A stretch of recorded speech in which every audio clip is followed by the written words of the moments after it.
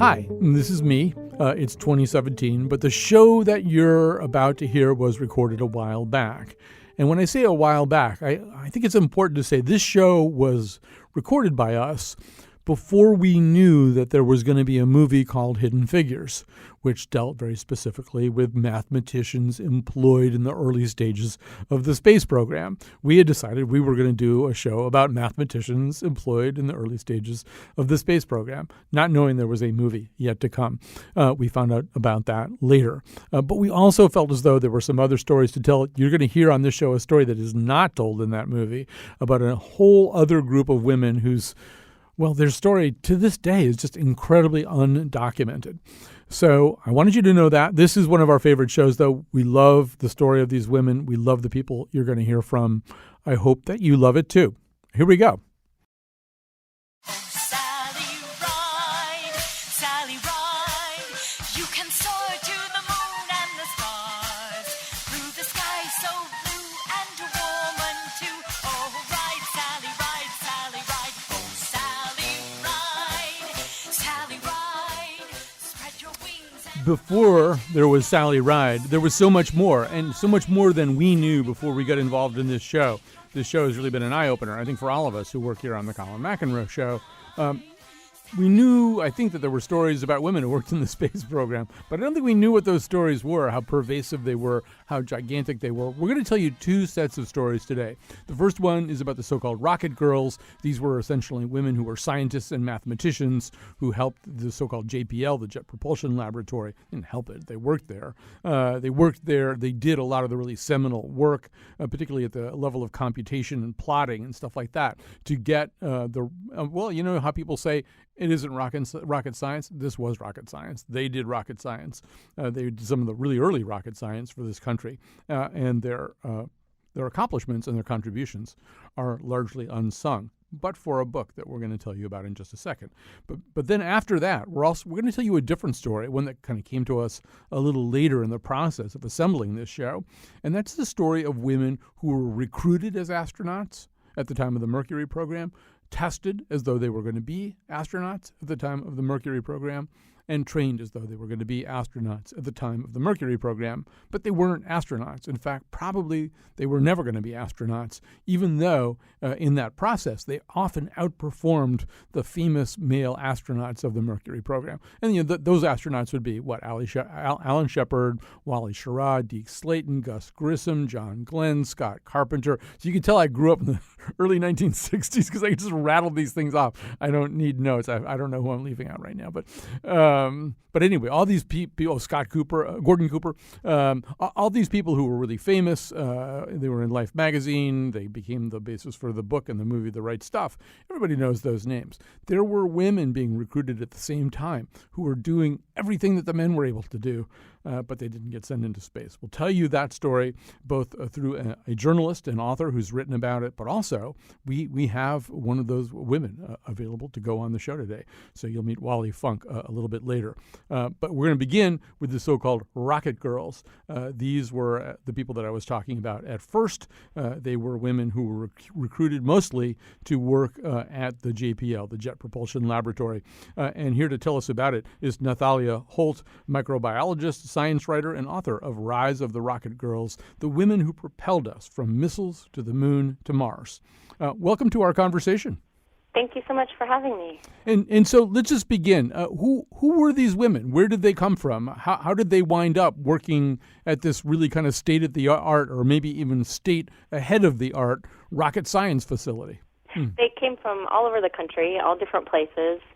They were recruited to work at this lab called the Jet Propulsion Laboratory, and they ended up being an all-female team because of a woman named Macy Roberts. And she was just very interesting because she became supervisor of this computing section in 1942. And she was hiring these women as computers, which of course is a title that is very confusing today. But back then, a computer meant simply a person who computes. And so laboratories would hire large numbers of computers to join their laboratories and to perform all of the calculations needed for their experiments. I'm going to set up a few other things, but you're going to hear a lot about Barbara Paulson. But just here's a clip of her describing her role. I had quite a bit of math in high school. Both of my sisters prepared to be secretaries, and I just took a different path completely. Explorer 1 was launched January 31st in 1958, and that would have been after Sputnik had been launched. 2, 1, firing command, firing command, sync command. The missile is in flight, but the success of its mission is still in doubt. It will take another hour and a half to know whether the satellite is in orbit, the most tense and harrowing wait of all. I was asked to graph the results coming back from the Explorer 1 satellite, and I worked most of the night, through the night, at JPL with my mechanical pencil and graph paper and light table that I was working on, and that was all the equipment that I had. You know, as I look back on so many things, I get more excited now than I did then. But it was exciting. I mean, it was great news that it was once in orbit around the Earth. That's Barbara Paulson, one of the so-called rocket girls. So, I mean, just to set the stage a little bit more, too, while working out this phone thing, this was kind of before, obviously, the age of the kinds of computers that we know about. And frequently, as you hear Barbara Paulson say in that, frequently, a lot of what they were doing, and I'm saying, this is the rocket science that created the space program, but they were doing a lot of it with paper and pencil and their brains. They were tackling these complicated mathematical equations, and in fact, for some reason or other, and I'm assuming maybe Nathalia will be able to shed some light on it. This was kind of seen as something that women could do, maybe in an era where women weren't always given some of these kinds of jobs, this kind of computation. And they continued to do this kind of work well after the age of computers, or the early age of computers, what was called Fortran, the primary computer language for scientific applications at that time. After that was developed, they were still doing the kinds of things that we're talking about. So one of the questions that I have is, okay, so we have, at that moment, in the early stages of rocket science in the United States, still kind of a male-dominated hierarchical world. So how did it come to be that this group of women with their unusual math and science skills were slotted into this particular role? Why was that a role that they would do? Yeah, so if you were a woman in the 1930s and 1940s and were interested in science, there were not very many opportunities for you. Most engineering schools were only open to men, and so you would have women who had bachelor degrees in math, who had education in these fields, but the only job that they could really get would be that of a computer. And there are exceptions to this, of course. But this was kind of an entryway, a way to work on these projects, even if you were a woman. And that's not saying that a bachelor's degree was necessary, because there were many women that worked as computers that didn't have this degree and were simply very skilled at math. But many women did have education as well. A great example of this is Janez Lawson, who's featured on the cover of my book. And she was the first African American hired in a technical position at the lab in California, JPL. And she had a degree from the University of California, Los Angeles, in chemical engineering. So today she would just be hired as an engineer, but back then she was hired as a computer. And of course, these women were paid quite a bit less than the men that they worked with.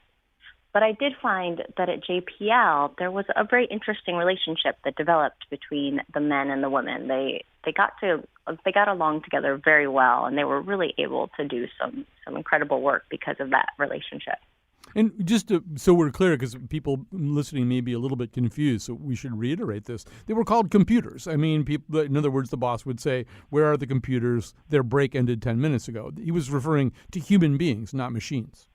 Yes, exactly. Yes, a computer meant a person that computes. And there were men that were hired as computers, too. Both men and women were hired as computers. Quite a few were hired after the Great Depression as part of this Works Progress Administration project that was about creating these logarithmic table books. And there were men that worked as computers at early NASA centers all over the country. So this group at JPL was very unique because they were all women. And I mean, this isn't, I don't know, what I would think of as computing. A human being doing computing is much less sophisticated than what they were doing. They really were doing incredibly complex calculations and using data that was already complex to build up logarithms and models and stuff like that to plot telemetry. One of the things that I found fascinating too was one of the great things about them, I think, is that, as we know, technology doesn't always work. We had a little technology problem a few minutes ago. And so in the early stages of the computer-assisted version of this rocket science, they were still around. And when things didn't work, it was great to have them, right? Because they could still do it on a blackboard or with a pencil and paper. Yes. Well, it took a little bit longer for computers to gain a foothold than I thought. But certainly once IBMs came in during the 60s when they really gained prominence at NASA, we see that the people that worked as computers mostly lost their jobs. Mm-hmm. But that didn't actually happen to this one group at JPL. They ended up sticking around and becoming the first computer programmers. And of course, the computers of this era did act up quite a bit. They overheated. They had all kinds of issues that are throughout my book that happened during these missions. And so quite frequently, the women would have to just pull out paper and pencil. And so to further confuse things, okay, so we already have sort of machine computers and human computers. We also have a movie out called Suicide Squad right now that has nothing to do with the original Suicide Squad. Maybe you better tell us about them, too. Yes, so the history of JPL is really, it's very unexpected. It starts with this group that was known as the Suicide Squad. And some of them were students at Caltech, some of them weren't, and they ran their experiments at Caltech and just did all of these crazy things. They sent up a fountain of nitrogen dioxide that ended up ruining landscaping. They rusted out a very expensive wind tunnel, and then they finally exploded off the side of a building. And at this point, the administrators at Caltech told this group, okay, you have to leave, get off campus.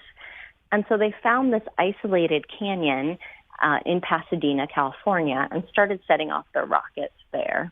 And they ended up, just because they were so passionate about rocketry, they ended up getting the U.S. government's first official grant for rocket science.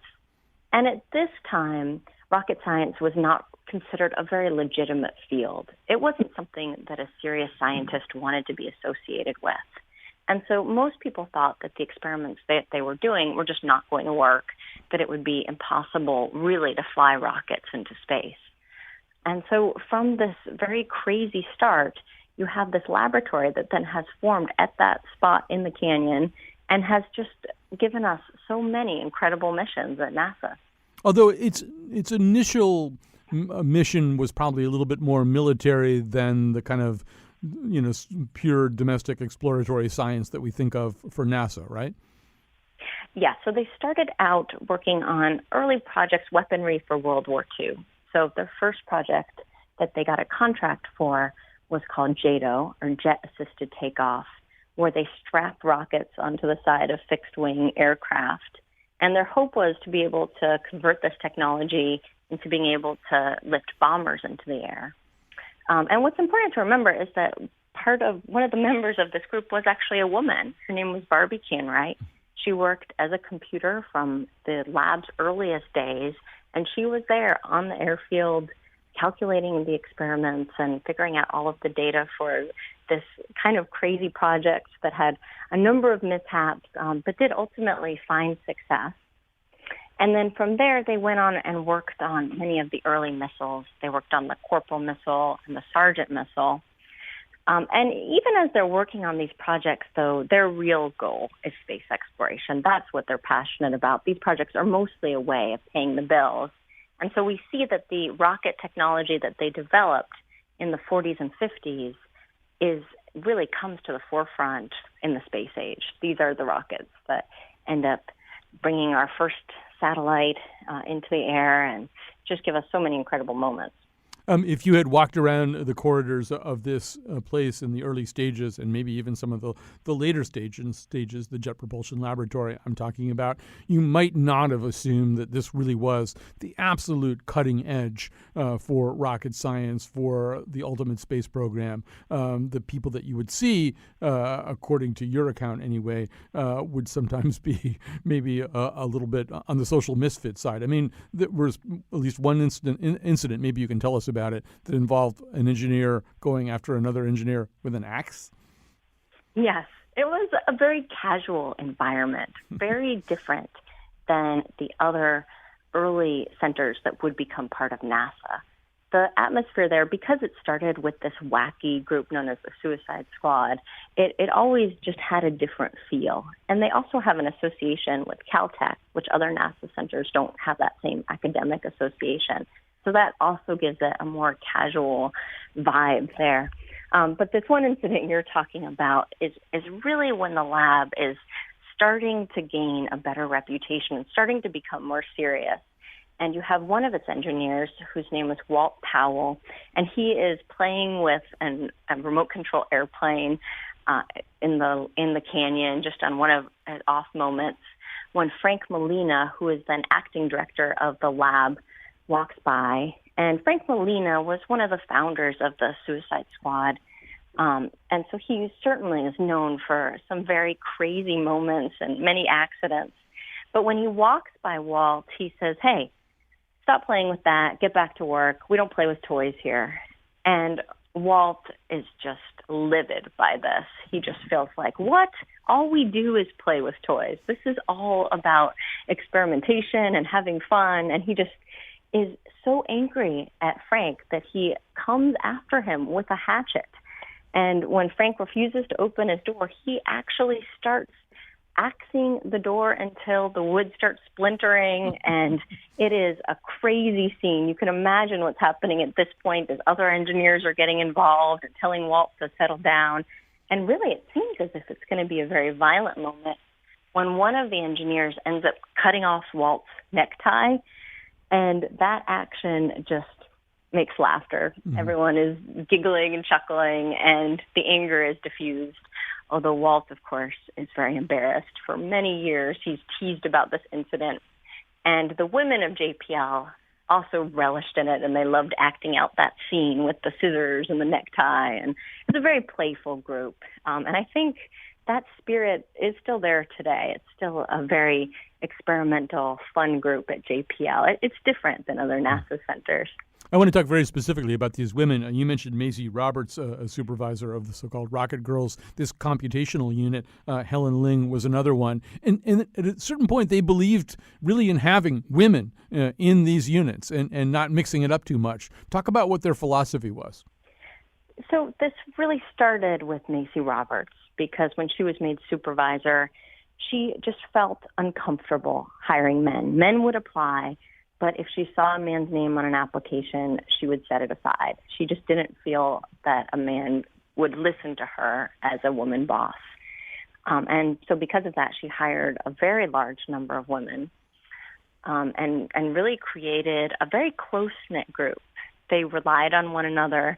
You can imagine that during this time, they are starting to have families. They are getting to this age where they're getting married. And so this is not a typical role for women of this era. At the time in 1960, only 25% of mothers worked outside the home. And so they did have to rely on one another to make this work.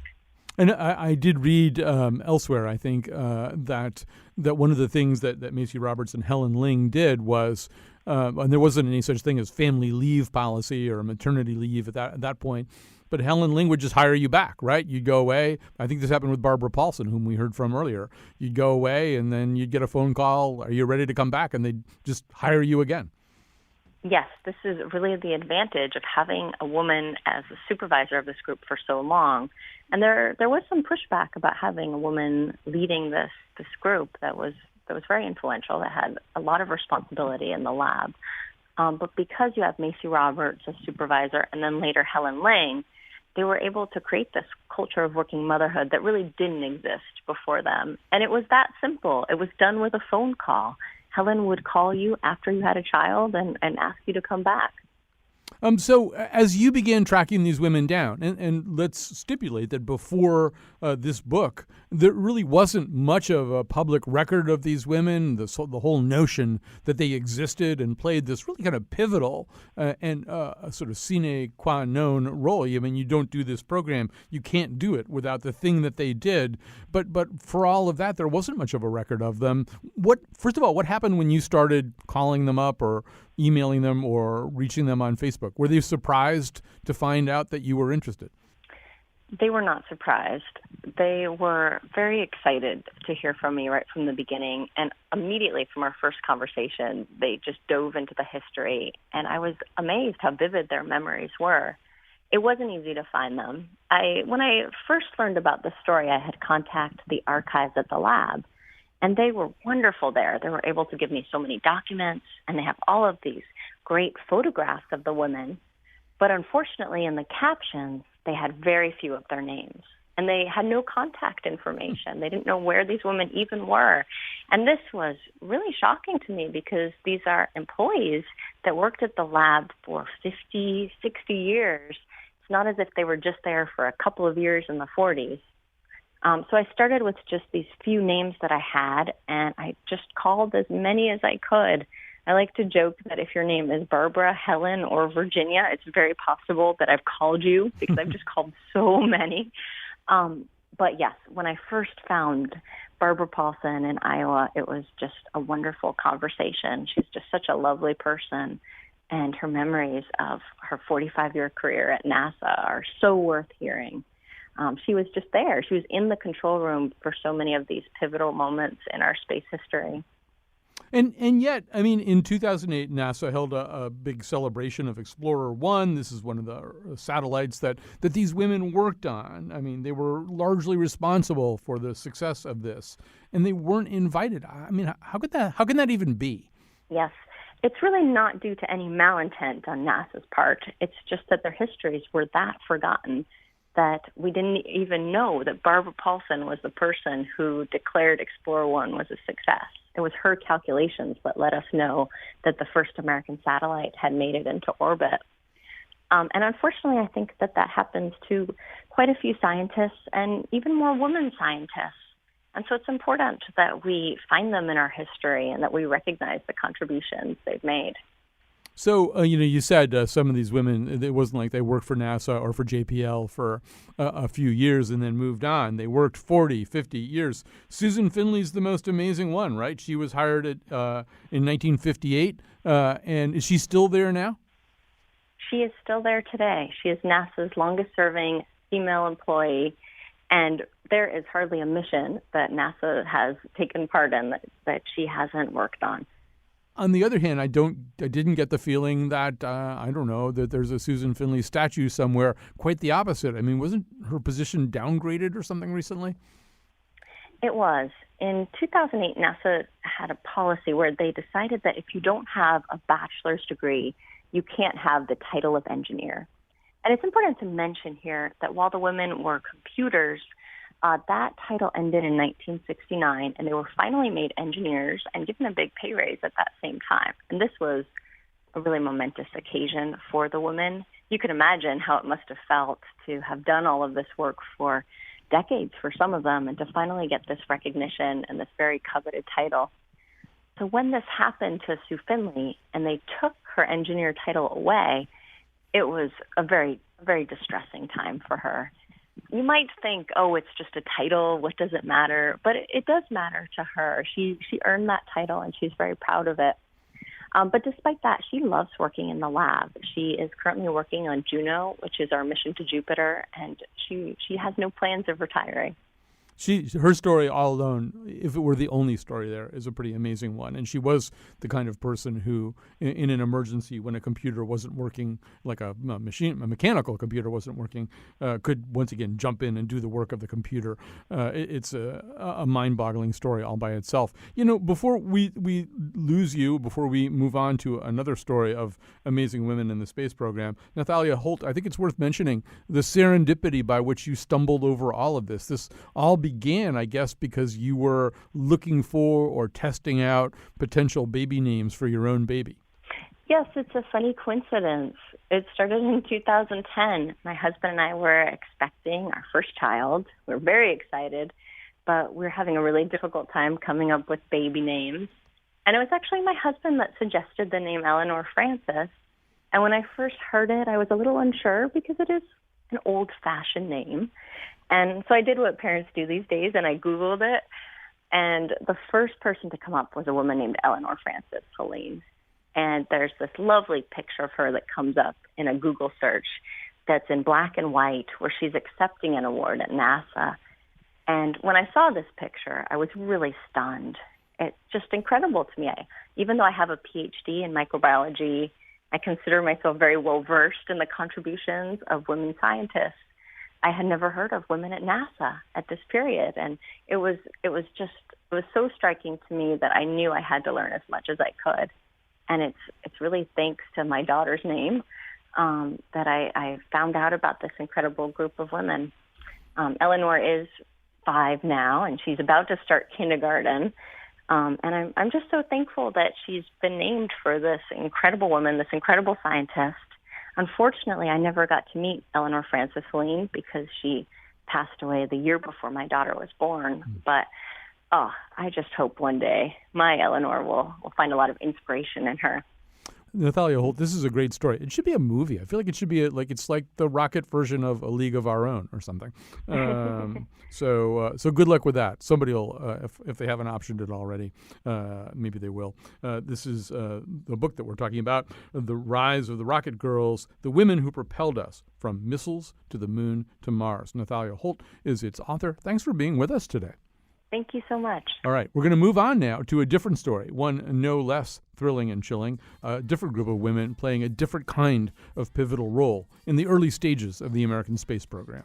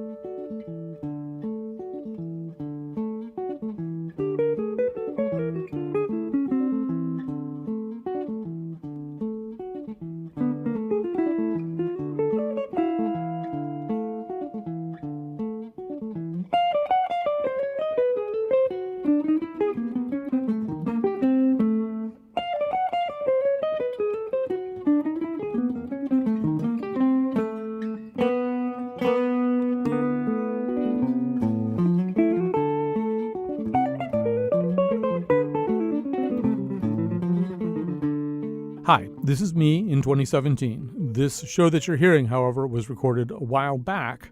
I think it also fits into a pattern. One of the things that we've discovered over the last couple of years is our own fondness, I guess, for stories of women whose stories are essentially undocumented. We discovered, for example, the story of something called the Women's Land Army, who essentially helped feed the country during 2 world wars when agricultural labor in the form of men was suddenly in short supply. The story of those women, completely undocumented. We did this show well before the movie Hidden Figures came out. We didn't know there was going to be a movie called Hidden Figures. So we really felt that this was yet another one of these stories that had just gone untold. Something about women doing amazing things and nobody really circulating that story so that everybody knows about it. And towards the end of the show, you're going to hear a story that isn't in Hidden Figures and that people still don't know about. They're amazed whenever I mention it to them. So we're going to go back to this show. Thanks for listening.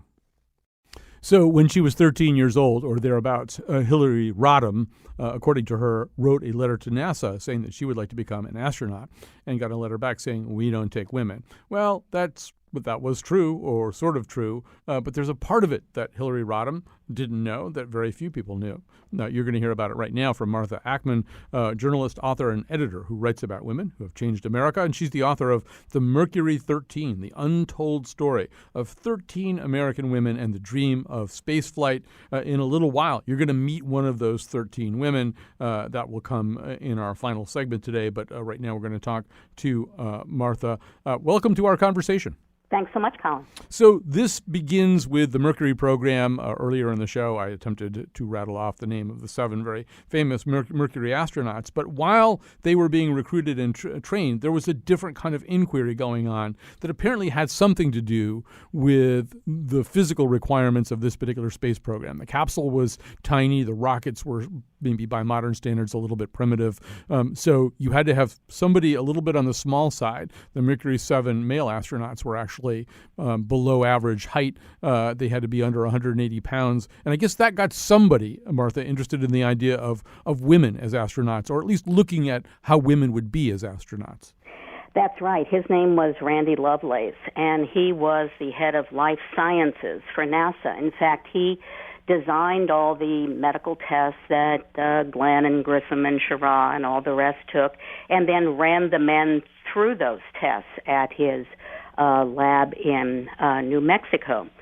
And when they were finished, he had this at once simple and very profound question. He asked himself, I wonder what would happen if we took these same tests and ran a group of women pilots through them. What might happen? I mean, I think his curiosity was motivated both by just kind of a natural scientific fascination, just change the model and see how women might go with the test. But he was also a man who was not blinded by sexism.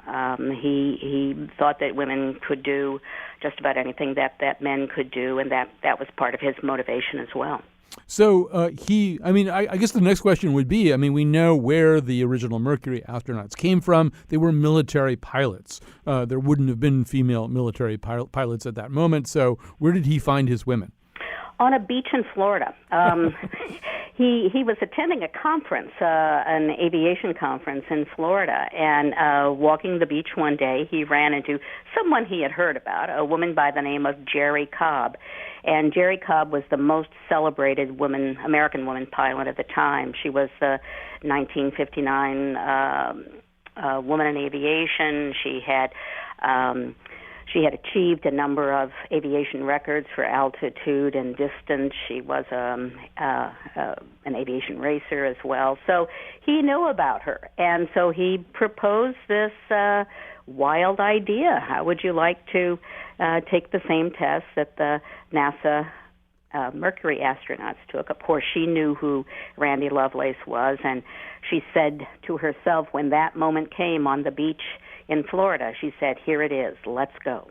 So this is the 1950s, early 1960s, and if people have seen Mad Men, they know all of the assumptions that were made about women at that time, that they weren't as capable of doing certain things that men could do. They couldn't deal with stress, isolation, multitasking. There are all kinds of prejudices. Let's actually listen to Jerry Cobb talk a little bit about the presuppositions and the prejudices that she encountered. Do you think you can compete with men? I'm not competing with the men at all. I think that both men and women will be flying in space. Well, a pretty girl like you must have thought something about marriage. What about that? No, I'm more interested in this right now than anything else in the world.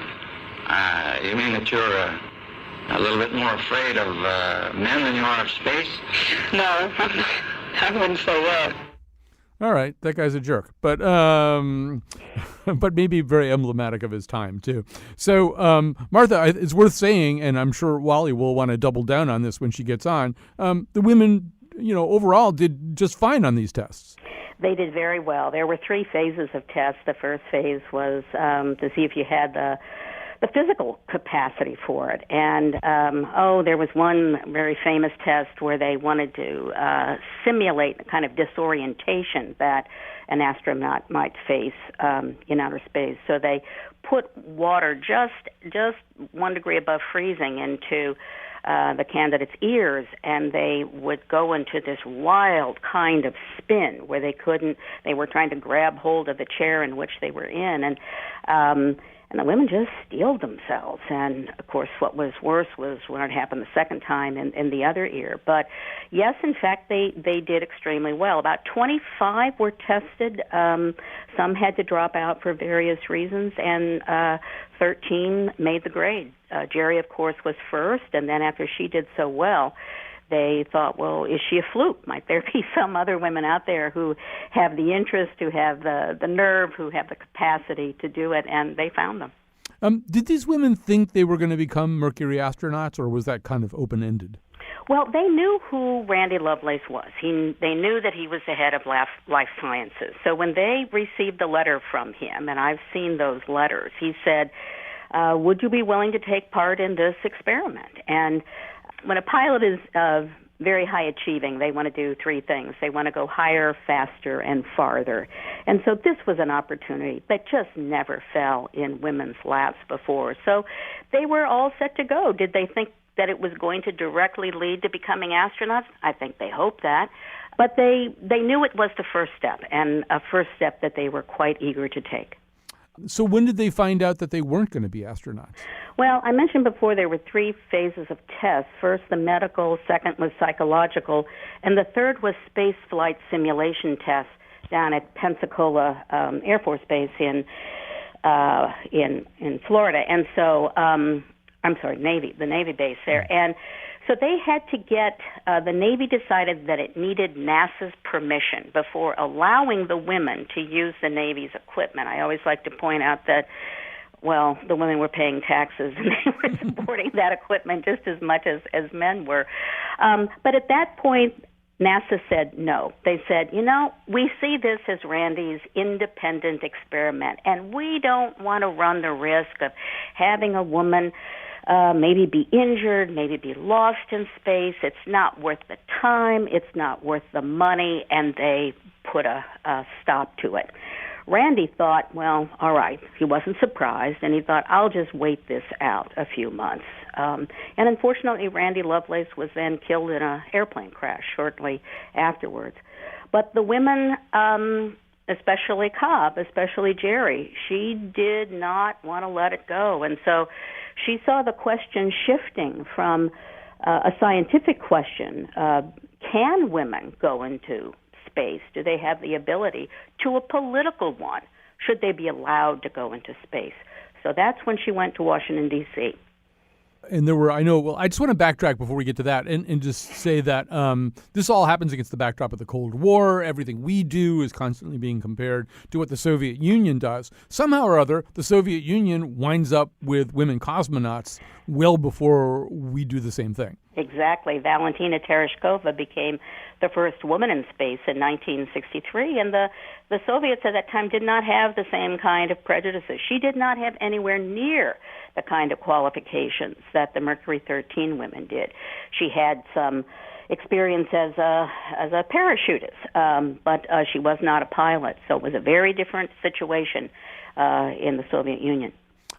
What was the consequence? I mean, obviously, to go through the testing to become an astronaut and to have that idea etched on your mind and then not have it happen. I mean, there's some obvious consequences there. But I'm assuming these women kind of bet other parts of their lives on this too. I mean, I'm sure you followed the story of all 13 of them. What happened to them as a result of all this? Well, many different kinds of things. I'm thinking of Jerry Truehill, a real tough-talking Texan that I simply adored when I interviewed her for the book. And she lost her marriage because of it. Her husband said, no wife of mine is going to go off on some harebrained scheme to take astronaut tests. He was a pilot. He probably wanted to be one of the ones being tested as well, but Jerry lost her marriage over that. Another thing about the testing was the women were sworn to secrecy. They were told, we want to bring you down to Albuquerque for a period of time. We can't tell you how long. We can't tell you exactly what you're going to do. And we don't want you to tell anybody about it. Is that okay with you? Well, for some of the women, many of them who had very hard-won jobs, much like what Nathalia was just talking about, in that they were flight instructors or they were working as engineers, and you can imagine they had to tell bosses, I'm going to be away for a while, I can't tell you where I'm going, can't tell you when I'm going to be back. Is that okay with you? Mm-hmm. So some lost their jobs because they were faced with, do I go on this adventure of my life or do I stay with my job? And some quit. So I was an elementary school student during the Mercury space program. I mean, when the Alan Shepard's launch came, they wheeled a TV set into the classroom. We stopped what we were doing. We watched this. And so, I mean, I don't know. I feel like I'm a space-age baby here. I found out about this story, Martha, yesterday. So, I mean, when could it have been found out about? In other words, did it stay secret for a really long time? I mean, how come people don't know this story? Fell between the cracks. And it didn't stay secret for a long time. In fact, once Valentina Tereshkova went up, Life magazine in the early 60s did a huge spread on them with a headline that I'll never forget. It said, while the Soviets send up Tereshkova, 13 sit on the bench. Mm. And so they revealed their identities. At that point, it was Claire Booth Luce who actually did the story on them. So it appeared there were lots of stories interviewing Jerry Cobb, for example. There then was a very well-documented congressional hearing, the clip you played of Jerry talking about, no, I'm not too interested in boyfriends at the moment. That came during the congressional hearing, but then it dropped out of sight. Right. I mean, the Jerry Cobb stuff is amazing that, when she was doing the flying that she did do, she was supposed to wear a dress and high heels.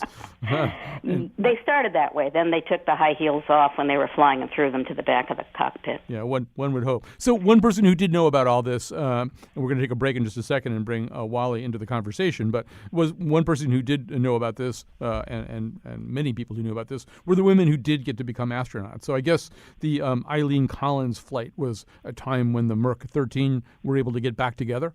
Yes, and in fact, Eileen Collins found out about the Mercury 13 story in the early 90s. She had never heard of it before, and once she did, she learned as much as she possibly could. So when Collins went up to become the first woman shuttle commander in the late 1990s, she invited the Mercury 13 women, the surviving ones, the ones who are still alive, to stand in witness to her accomplishment. Now, when Sally Ride went up in the 70s, the Mercury 13 women were delighted, but it wasn't exactly what they wanted to do. They were pilots, so they wanted to sit, as pilots say, left seat.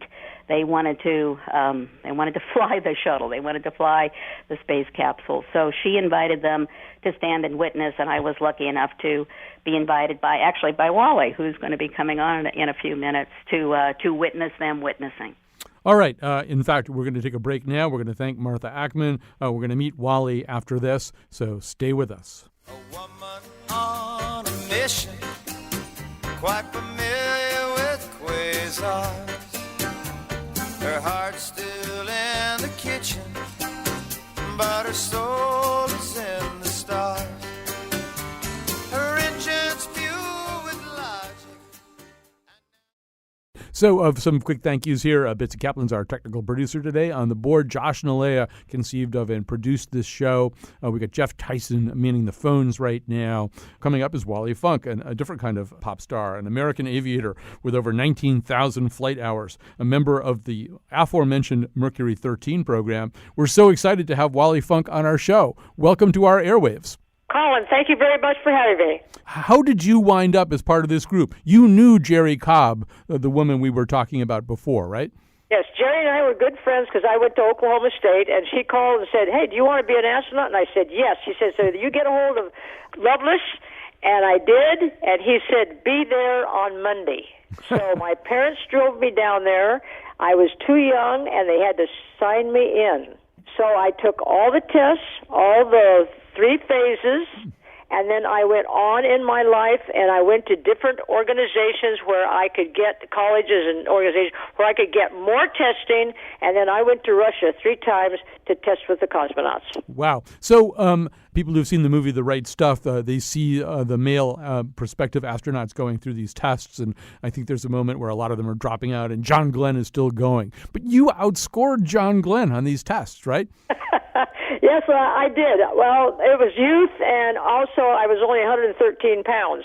And probably the test that Lovelace really liked the most was that I stayed in the tank with all your senses, all your everything, temperature, everything taken away from you for 10 hours and 13 cents and never moved. Holy moly. Yeah, that was called the dog dip test, right? Yes. Is that were you just a very, very calm person? How did you, I couldn't last an hour doing that. How did you stay in there for 10 hours? I was brought up to be very particular of what I did. I was born in Taos, New Mexico, and my mother told me about the spirit of the Taos Mountain, and that spirit of the Taos Mountain is in me right now, and it has shown me a way of life to do things better, faster, and at 150% better than anybody else could do, and I have lived my life that way, and I am so happy. I have never had an interruption, and the way Martha tells it is great, but I am still going at it. I was giving flight instructions this morning, and it was just beautiful being up in the sky. You were giving flight instructions this morning. Would it be rude of me to ask how old you are? 45. 45. Okay. I don't think your math checks out. You may have done well on the other test, but your math's a little shaky there, Wally. So when you have to explain to someone, or when you're just in a picnic and having a conversation with someone, and you tell them this story, how do you explain what? I mean, I don't know. It seems to me you'd be a great astronaut. I'd make you an astronaut, right away. So when you have to explain why you didn't get to do this, what do you tell people? Well, I do almost 1 or 2 lectures still a month, somewhere in the United States. And I start out by saying, what were the tests that I took? How did I do on them? And then I have pictures that show them how everything went. And, of course, Dr. Kilgore was a wonderful doctor, and he saved all of my records. Unfortunately, the records were all destroyed when they made a new Lovelace clinic. But I have my records, and then the records where I've gone to other places to take all these tests. I have done everything there is to do in the world of aviation: parachuting, air racing, ballooning, bungees. I love it all, and I will do it all over again because I want to get up. Right now, since I was going to go with NASA, I put in 3 applications, and they said, Wally, we want you. Sally Ride says, we want the girls to come because they took the test so wonderfully. And unfortunately, I didn't have an engineering degree, so I was not allowed. But I have gone on with other companies that have made rockets, but the only one that's going to go up is going to be Sir Richard Branson. So I've been with him 6 years, and I'm hoping that'll happen next year. Oh, that'll be great. I mean, is there any chance you get to be on that rocket when it goes up? Absolutely. Ooh. So what's the most challenging kind? I mean, you just said that you've been up in the sky under almost every circumstances in every kind of vehicle or conveyance or craft that's imaginable. What's been the most challenging thing for you, or the scariest? Have you ever been scared up there that you weren't going to make it back down to Earth? No, Colin, I have never been scared of anything in my life, and it's the way that my parents brought me up. If you get hurt, you lick your wounds and you go on. And I've never been afraid. I've never had an accident. I've never had anything with the air that has bothered me in the air, on the ground, whatever. I'm a very happy, lucky kid, and I do my best. I run further, faster, and want to get up higher. And it was too bad that we couldn't go on, but I have never been unhappy or upset because we were never allowed. I said, there's going to be a time, always looking forward, giving it at 150% going on. Well, Wally Funk, we have to go, but I'll say it. You should have been an astronaut. thank you. I wish I were. All right. I wish you were too. Wally Funk, so great to talk to you. I feel braver and better and stronger than I did before I talked to Wally Funk. I also feel comparatively weaker and more cowardly, next to her, but I'm used to that kind of thing.